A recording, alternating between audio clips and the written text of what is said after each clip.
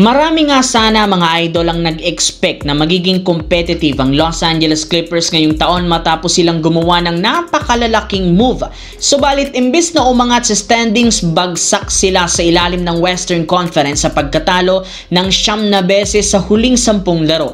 Bukod dyan, kay James Harden wala nang ibang maaasahan ngayon since nagtamo ng season-ending injury si Bradley Beal habang wala rin namang inilalabas na saktong return date kung kailan makakabalik si Kawhi Leonard. Kaya mukhang isang malaking pagkakamali ang pag-trade ng Clippers sa kanilang player na si Norman Powell. Kung sakaling magpatuloy pa ang pagkatalo, posibleng hindi sila umakyat pa itaas kahit bumalik man si Kawhi. Kaya may ilang analyst ang nagsabi panahon na para buwagin ang lineup ng Clippers at ang tandem nila kay Kawhi Leonard. Ilang taon na rin namang nabibigo ang tandem ni Kawhi at Harden kaya hindi na sila pwede pang umasa sa dalawang ito. Kaya mas matalino kung i-trade na lamang ang lahat ng mga key player at mag-umpisang mag-rebuild na.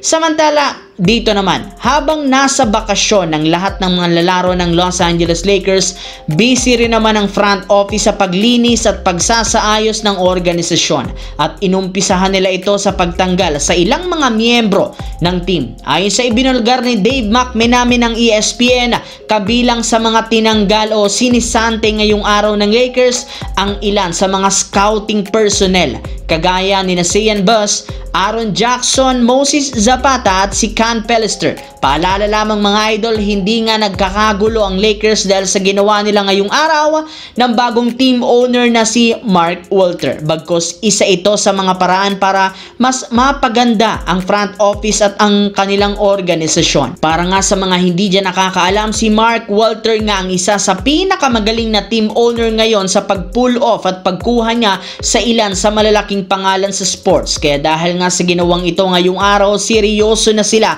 sa pagkuha ng mga bago at mas malalaking pangalan na magpapalakas lalo ng prangkisa ng Los Angeles Lakers.